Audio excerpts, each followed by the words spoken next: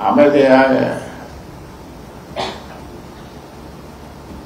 பாட்டாளி மக்கள் கட்சியை நடத்தி கொண்டிருக்கும் போது அதிலே ஒரு பிளவு இருக்கிறது ஏற்பட்டிருக்கிறது என்று மக்கள் பொதுமக்கள் பிற கட்சியினர் நினைக்கிற அளவிற்கு அவருடைய பேச்சும் செயலும் அருவருக்கத்தக்க அளவில் அமைந்திருக்கிறது. ஒரு கும்பல்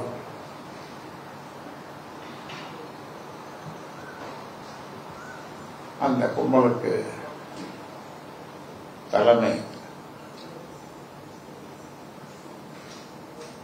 அன்புமணியும் அவரது துணைவியார் சௌமியா அன்புமணியும் ஒற்றுமையாக 46 ஆண்டு காலமாக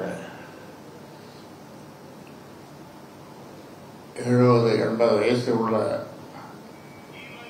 சொந்தங்கள், அதன் பிறகு வந்தவர்கள், இவர்களையெல்லாம் ஒன்று சேர்த்து உயிரை விட மேலாக அவர்களை நான் மதித்து கட்சியை சங்கத்தை ஆரம்பித்து நடத்தி வந்தேன்.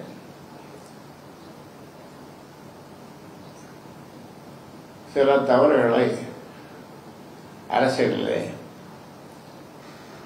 நான் செய்ததுண்டு. அதிலே ஒன்றுதான் ஒன்றாக இருந்தது. ஒன்று, அன்புமணியை மத்திய சுகாதாரத்துறை அமைச்சராக நியமித்தது. இரண்டாவது, கட்சியினுடைய தலைவர் பொறுப்பை கொடுத்தது. இதெல்லாம் இப்படி பல தவறுகளை செய்து வந்த போது இப்பொழுது அமைதியாக பாட்டாளி மக்கள் கட்சியை நடத்தி கொண்டிருக்கும் போது அதிலே ஒரு பிளவு இருக்கிறது ஏற்பட்டிருக்கிறது என்று மக்கள் பொதுமக்கள் பிற கட்சியினர் நினைக்கிற அளவிற்கு அவருடைய பேச்சும் செயலும்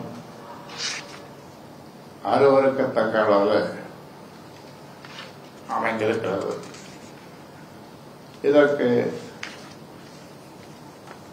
காரணம் இங்க இருக்கிற ஊடக நண்பர்கள். உங்களை கேட்டால் என் காலிலே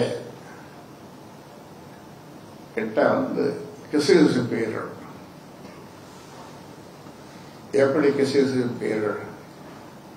ஐயா, நீங்க வளர்த்தது சரியில்லை, உங்க வளர்ப்பு சரியில்லை என்று கிசுகிசுப்பீர்கள். இல்லை, உங்க பேரை சொல்லட்டும், நல்ல சொல்லாதீங்க, அதுதான் கிசுகிசுக்கிறது சொல்றீங்க. அப்படி அந்த கும்பலிடம் இருக்கிற ஒரு சிலரை தவிர மற்றவர்கள் தான், ஏன் எல்லோருமே நான் வளர்த்த பிள்ளைகள், இல்லை ஐயா என்று அன்போடு அழைத்த பிள்ளைகள் இன்றைக்கு சில பல காரணங்களுக்காக அவர்கள் அங்கே போய் சேர்ந்து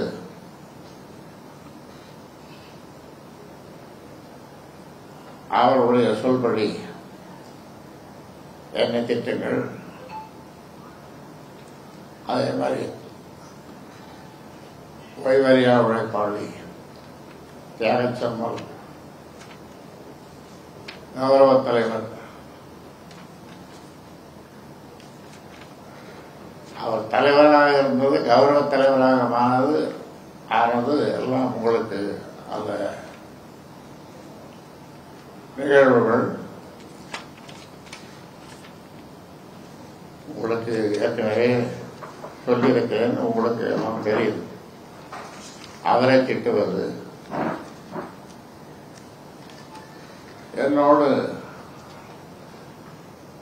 5 சட்டமன்ற உறுப்பினர்கள், அதில் 2 பேர் என்னோடு இன்னும் இருக்கிறார்கள். அதில் 3 பேர்